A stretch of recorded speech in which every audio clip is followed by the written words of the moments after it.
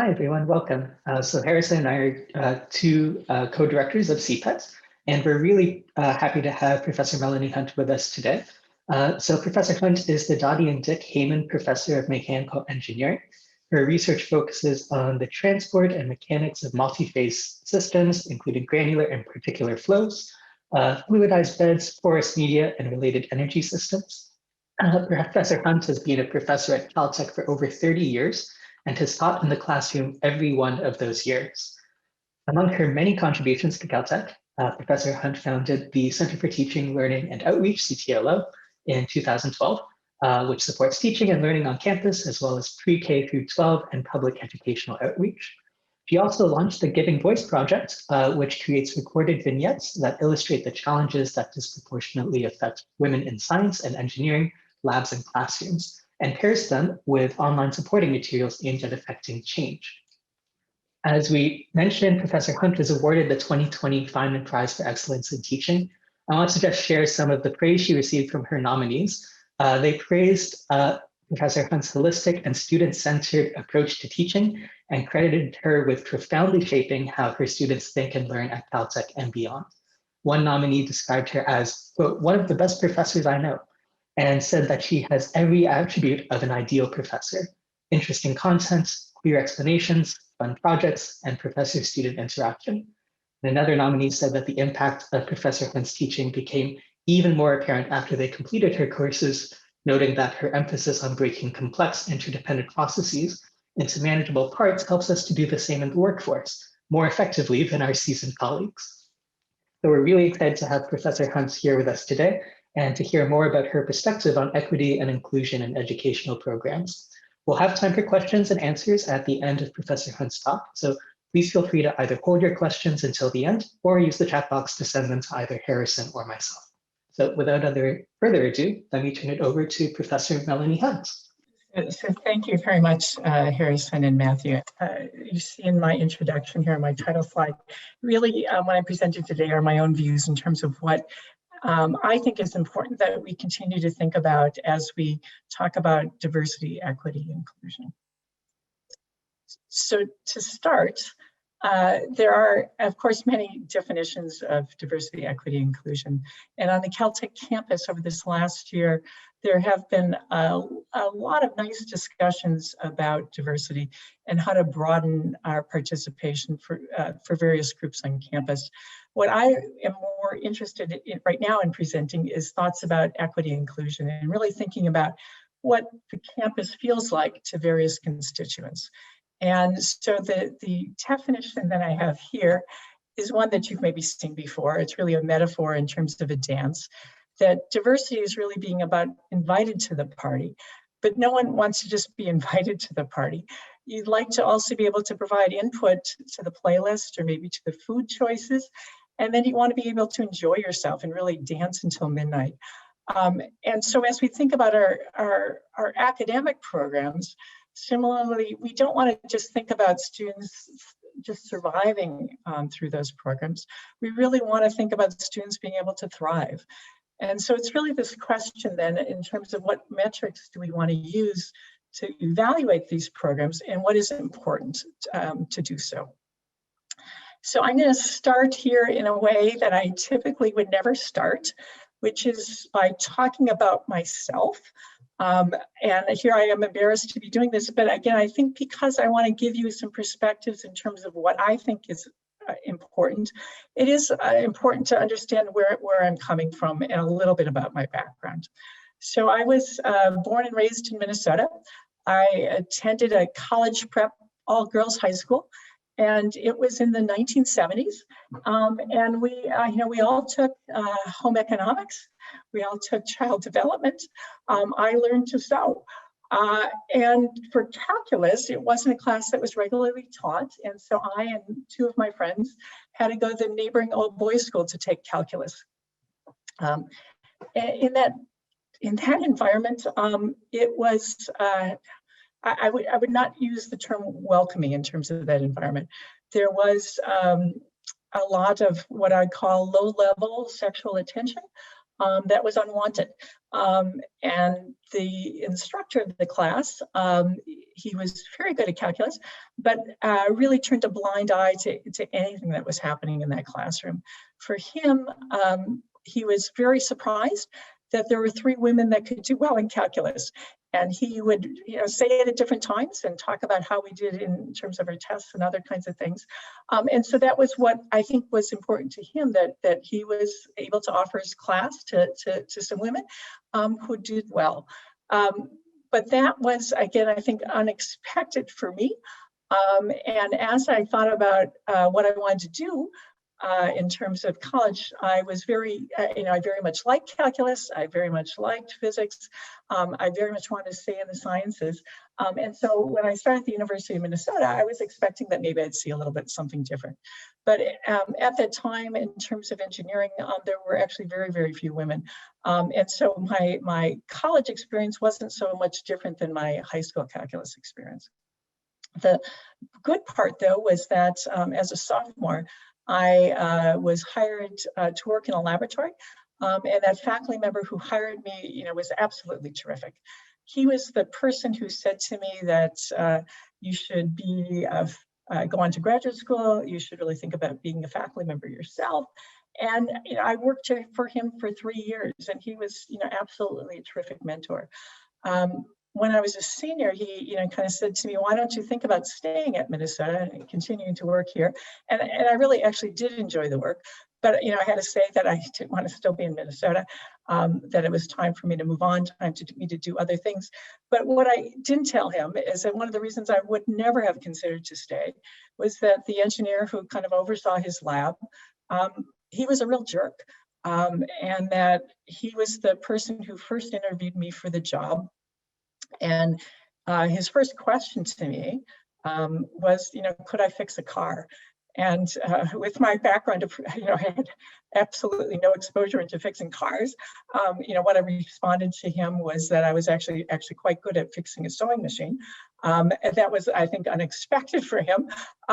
And he grudgingly, passed on my application to the faculty member. But it was clear from the beginning I was not really the type of person that he thought was best suited for this lab work. He, over the time, he said things that were inappropriate, did things that were inappropriate. And by the time I was a senior, I just didn't want to even be in the same room with him. So it was an experience where I never would have told that faculty member what was really happening and why I didn't want to be there anymore. It was easier for me just to move on and try something else. And so that's what I did. So then I went to Berkeley, and at Berkeley, I very much looked for a program that had women. And so just my next slide here is kind of my first set of data that I'm going to show you. And so this is women as a percentage of degree recipients in mechanical engineering. This is data from the National Science Foundation. And so the blue line here, the first blue line here is women in mechanical engineering across the United States. And so when I got my bachelor's degree, it was about 9%. This green line down below here is for PhDs. And when I got my PhD, it was about 3%. NSF, you can actually find this kind of data for any field. According to NSF data, there were actually a total of 14 women who received PhDs the year that I did in mechanical engineering. But at Berkeley, I think most of those 14 women were actually there, that it was an environment that really seemed to draw women to it. I had roommates that were also in science, women who were also in science who were my roommates. There were women in my classrooms. There were no women faculty members, but there were other women around. And on top of that, I had a faculty advisor who, again, was absolutely terrific.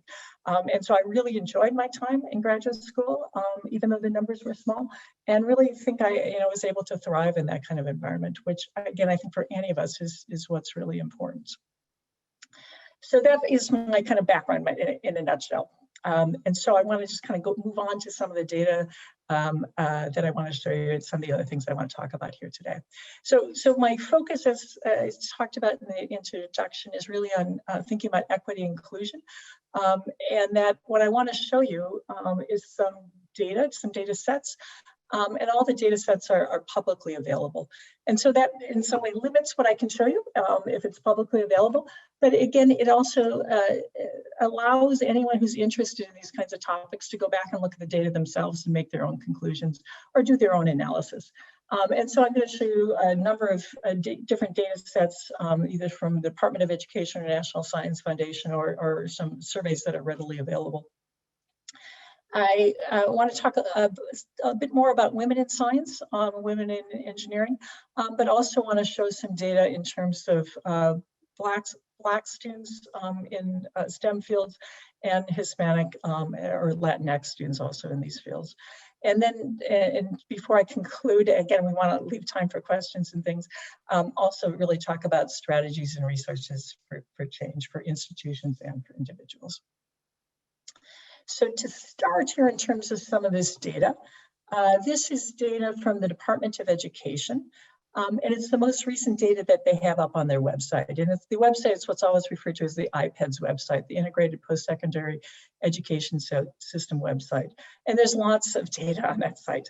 And this is the 2018-2019 enrollment data in terms of data for US four-year colleges and universities, and then graduate and professional programs.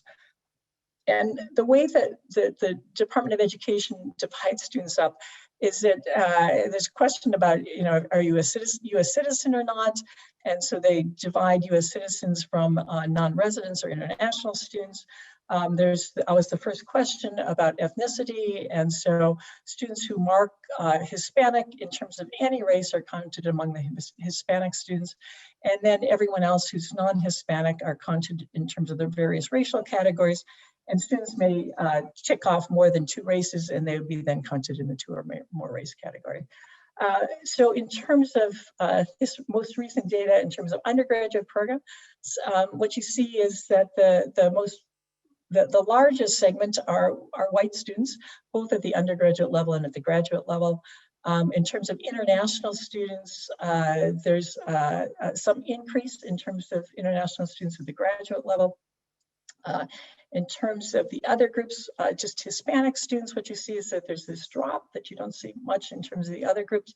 But in recent years, the number of Hispanic students going to college, 4-year colleges, has really increased, and the projections are that this number will increase also in the future. So that just gives you basics in terms of demographics that we're going to be looking at. I've got 2 graphs here that are taken from this article from 2015 that was done by 538. And this article, again, it was 5 years ago. A friend of mine had sent it to me. I still remember the graphs, and that's why I'm showing you here. They really did have this impact on me in terms of thinking about what's happening on college campuses. And so in 2015, you may remember that at the University of Missouri, there were kind of prolonged student demonstrations, and it was all in terms of concerns about racial inequities on that campus. And so this article that was written by 538, again, the title is "Mizzou's Racial Gap is Typical on College Campuses." And what is shown in this first graph is that, and what they were wanting to show is that Black students are underrepresented on campus. And so the graph is really enrollment of Black students at public, very high research universities, not HBCUs, versus the college-age Black population in a given state. And so here you see the red dot, again, focusing on Missouri. And so at the University of Missouri, again, this is 2015, but actually the data goes back, it would be this IPEDS data back to 2013, showed that, you know, for Missouri, the state has a state population in terms of college-age students of about 16% being Black students, but the enrollment at the University of Missouri is somewhat lower at about 8%. Here is Berkeley, so this would be California. So at California, the share of Black population in this college-age group is about 7%. At Berkeley right now, or the most recent data is about 2% in terms of the enrollment number. So just as a note, the California data is somewhat different than the US data, with a much larger fraction of Hispanic students in California. So this second graph, again, is one that I really did stick in my head. And so this is, the title of this graph is Black Students Are Less Likely to Graduate. And so what's shown here is the 6-year graduation rate. So Department of Education usually never counts just at the 4-year point, but they count at the 6-year point. So 6-year graduation rate for Black students compared to the overall graduation rate. So this is the average overall graduation rate. This is the graduation rate for Black students. And this dashed line here is, as it says, Black graduation rate equals overall graduation rate. So that most of these public research universities have data that is below the dashed line. There's a couple that are right on there. University of Missouri, I know their overall graduation rate was about 70%. For Black students on their campus, it's actually about 55%. And then again, what you maybe see here is as we go up in terms of average graduation rate, maybe some of the data is getting a little closer to this dash line. But 5 years ago, again, I was very interested in looking at this top corner and really kind of trying to understand what was happening at this top corner. And that's what I'm going to show you the next graph here. So this data is data that I just compiled from the IPEDS data set. And now it's more recent data than what was in that 538 article. So this is the most recent 2019 data. Again, it's 6-year graduation rate. So that would have been then the incoming cohort would have been 2013.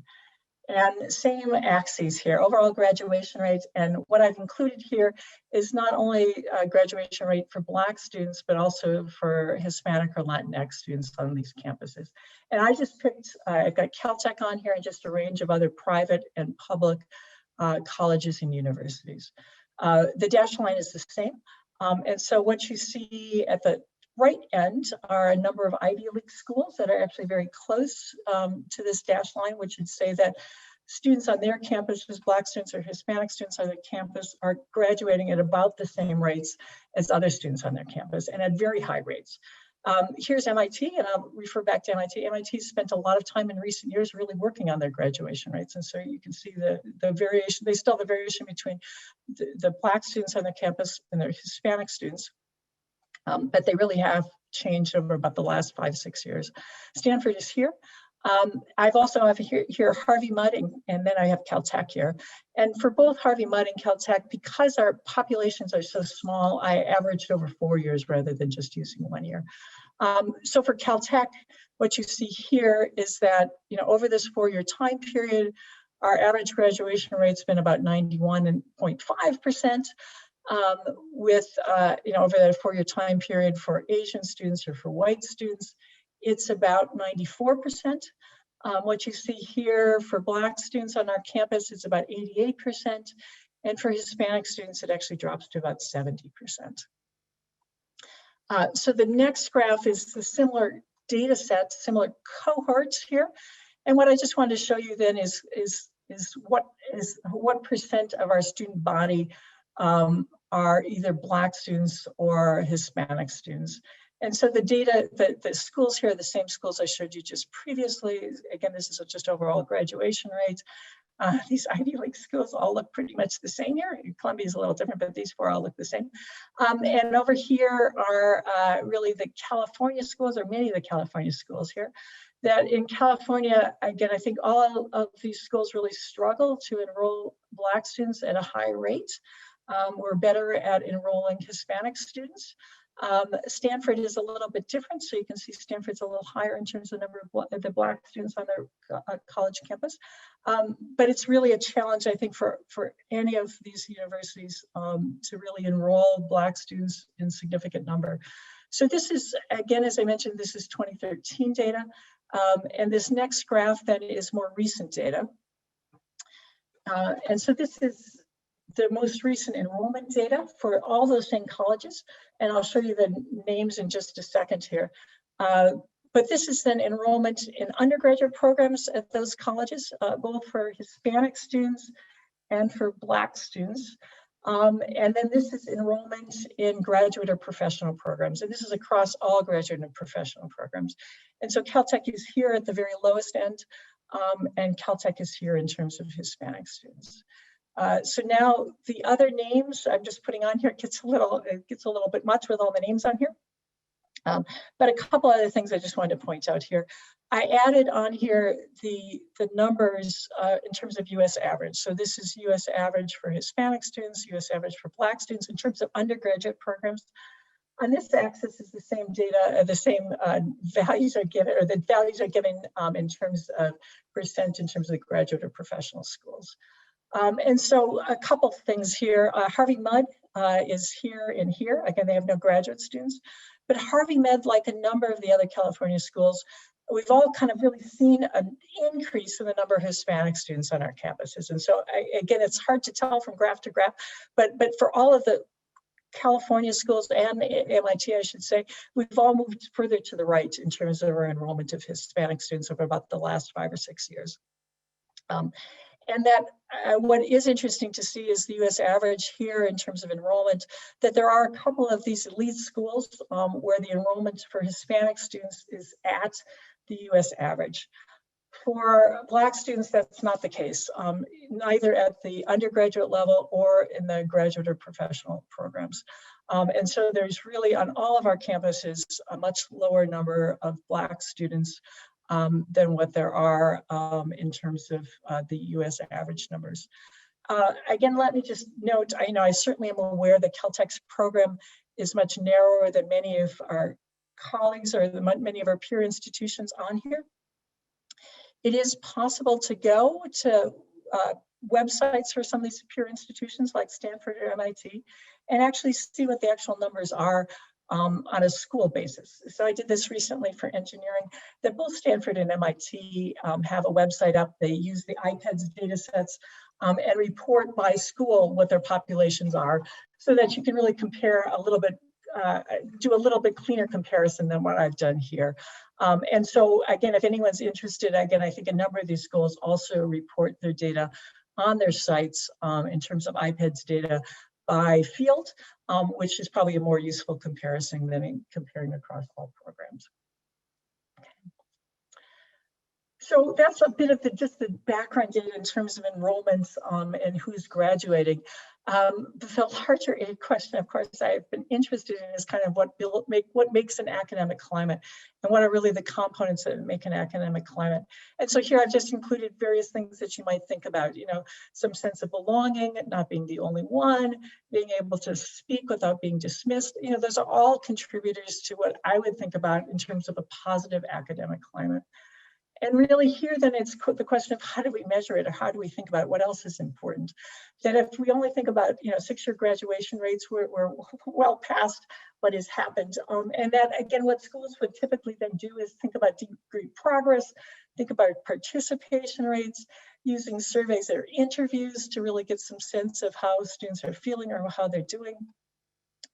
Certainly, schools could also think about reports of bias or harassment, other kinds of things, other kinds of metrics for leadership or mentorship positions. For faculty and staff, you could also think about salaries and other metrics that you might use to compare. So in this presentation, again, as I said, I wanted to just use publicly available data. And so it's hard to find publicly available data that really talks about academic climate. And so what I'm going to show you is data that's not in terms of race or ethnicity. It is really gender-based data. And that is what I have right now in terms of any kind of comparison that I've got. That's what I have available or what I can show you. And so what I'm going to show is just data from the 2019 AEU Climate Survey. This is a survey on sexual assault and sexual misconduct. It was administered to Caltech in the spring of 2019. It was part of this AEU consortium. And so Caltech participated along with 33 other research universities, actually many of the universities that you saw in my previous graphs. The response rate for Caltech was terrific. So especially among our undergraduates, a 54% response rate. I have just this note though that we had much better response among our freshmen than among our seniors, which I think probably did have an impact in the kind of responses we had. That our freshmen, of course, had only been on campus for a couple of months, and our seniors who responded at a lower rate had been on campus for probably many years. For Caltech graduate students who were reporting, the response rate was a little lower, but at least it was uniformly distributed. the data is such that the AAU had a third party do the analysis, and they just give you the results. So you can't slice it any way different from the way they give you the results. But there was some disaggregation of the data in terms of transgender women, transgender men, non-binary students. I'll show you a little bit of that, and a little bit of data on students who reported having a disability. So the part that I want to show you is on harassment, not on sexual assault. And what is important here is that the question was phrased so that the sexual harassment was involved unwanted behavior. So the question really starts, there's a series of questions, but it started out, as the students at Caltech, has someone at Caltech told jokes or sexual stories that insulted or were offensive to you? So there's a series of questions, but always the same. Someone at Caltech, since you've been at Caltech, and something that you did not want to hear or want to be part of was the first series of questions. And then the next series of questions was, did this behavior interfere with your academic performance or create an intimidating, hostile, or offensive social, academic, or work environment? Okay, and that's the bits I want to show you here. So this is just Caltech data. Again, if you're interested in some of the other data, you can find it, I think, for most schools. And so this first graph is percent of students who indicate they experience one or more of those unwelcoming behaviors while at Caltech. And then on this axis, it's the percent of the student body. And so the response for this particular question in terms of one or more of these behaviors, across all students, it's about 35%. And so that's my dashed line here. And when you disaggregate it by group, what you find are both our undergraduate men, our graduate men, students who report that they're heterosexual, that's the yellow point there, the yellow data point, or students who say they have no disability, all reported lower levels than what was reported across the average of all of Caltech students. So they report somewhat lower levels in hearing this kind of unwelcome behavior, whereas women, non-heterosexual students, students with disability, or this TGQN group all report higher rates of hearing this kind of behavior. And so then the second question was, did this interfere with your academic program or create a hostile environment? And that's then these points here. So it's these, I've got the arrow here and these lower points here are the data for the groups that were presented in this AAU data set that shows that, for example, here, graduate women heard this kind of behavior, experienced this kind of behavior on the order of 55%, but did it affect their academic work? It was more of about 30%. Averaged overall Caltech students, of course, it's the men are on the right side here, and their rates are much lower than what it is either for women on this campus or for the TGQN students. And so here, I guess my point and what I really want to emphasize is that if you're a man, if you're heterosexual, if you have no disability, that the experiences that you might find on the Caltech campus could be quite distinct from what your peers who are women or who have disabilities or who are not heterosexual may be experiencing and feeling. That across all women, it's about 30% say it's significant enough that it interferes with really, I'd say, the quality of their campus experience. And for the TGQN students, it goes up to about 45%. The other survey, just briefly here, was a survey that was done in mechanical engineering last year. And this is available on the mechanical engineering website. And I really want to give credit to the graduate students, Alex Choi and Leah Ginsberg, and then Carlos Portola, who's one postdoc involved in this. But there were actually probably about 5 or 6 other graduate students that really pushed mechanical and civil engineering to do a climate survey. And so this was done, we completed it last summer and presented it in the fall to the department. So there's 2 key pieces here that I wanted to present. The questions were somewhat broader than the AAU survey. And so there's a series of questions asking about their perception in terms of how the mechanical engineering department is like. And so the questions were, did you view it as sexist or non-sexist, racist or non-racist, tolerant of disability or not tolerant? And most of our students and postdocs who responded, and I should say that the response rate was actually 86%, so it's about 100 people responded, say no, that mechanical engineering is not like this. But on the right side, there are some students who did say it, and overwhelmingly, in terms of the right side here, it was women who reported that that the perception was not positive, or it was individuals who witnessed harassment to respond on this right side of this graph. So not only are women and students who have disabilities are somehow different than the average students within mechanical engineering experiencing it, they have a more negative view of the department as a whole. And so in the second graph, would you be worried about being stigmatized for bringing up issues of harassment and discrimination? And the two top groups here, female and the queer students who responded, or queer postdocs, or female postdocs who responded, are overwhelmingly say, yes, I would be concerned about being stigmatized for bringing up these issues. Again, if you're a male or straight or postdoc in terms of this survey, you are much likely to feel that you'd be stigmatized for bringing up these issues.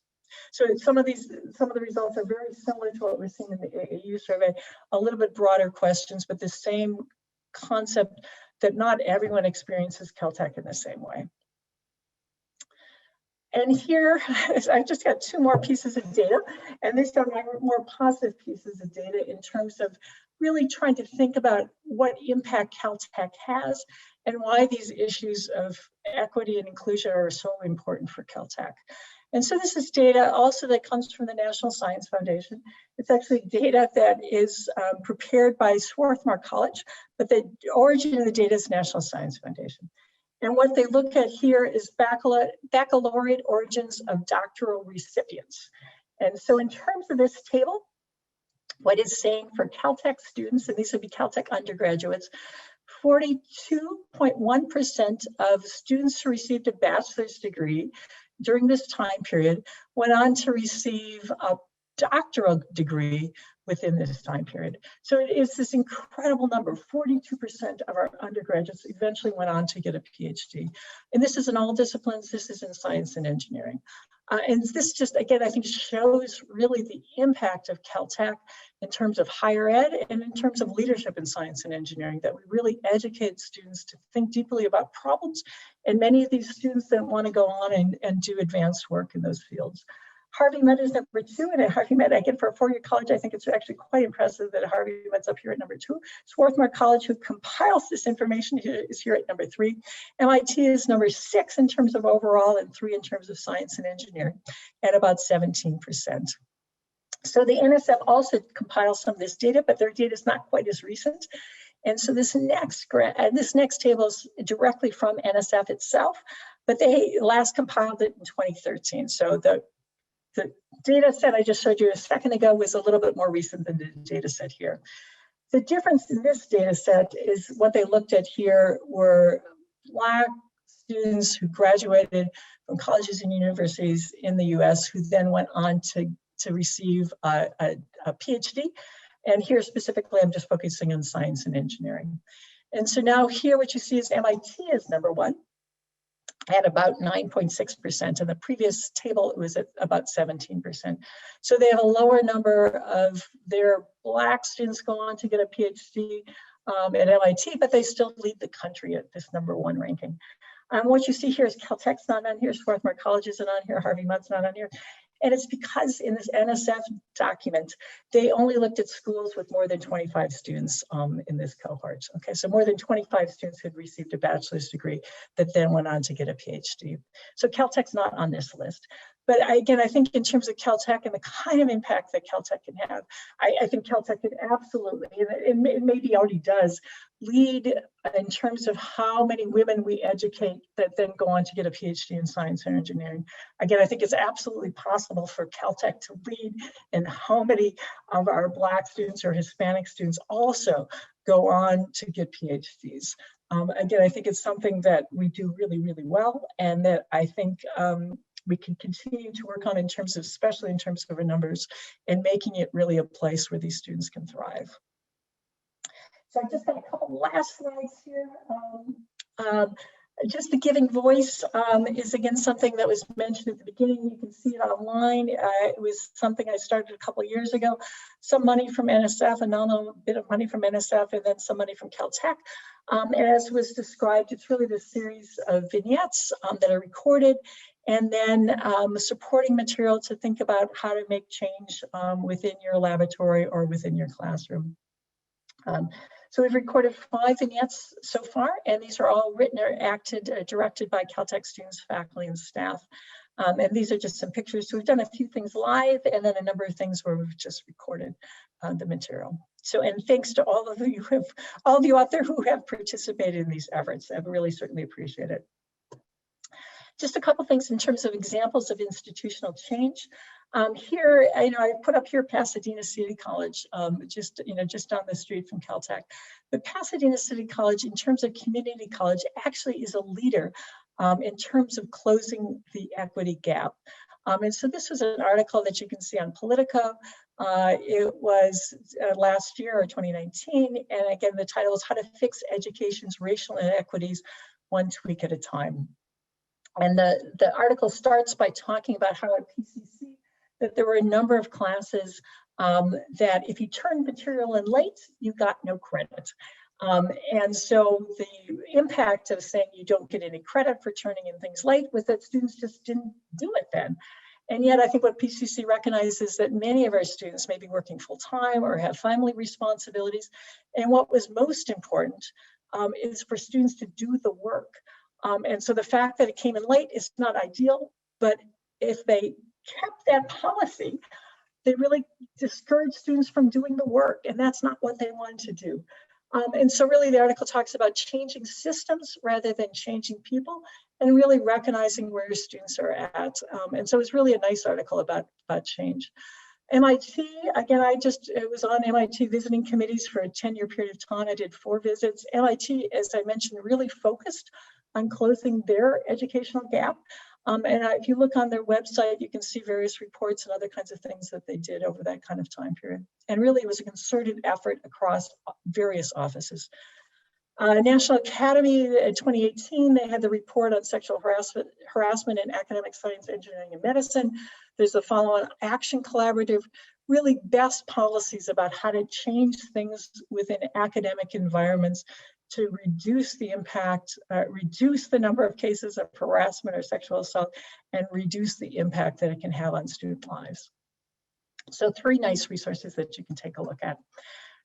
For the Caltech community, just a couple things that there are ways to report on campus, including anonymous hotlines and online reporting services.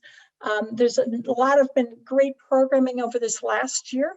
Again, I just want to mention Jen Weaver, who helps to support the CPET program, does a nice session through CTLO on inclusive classrooms.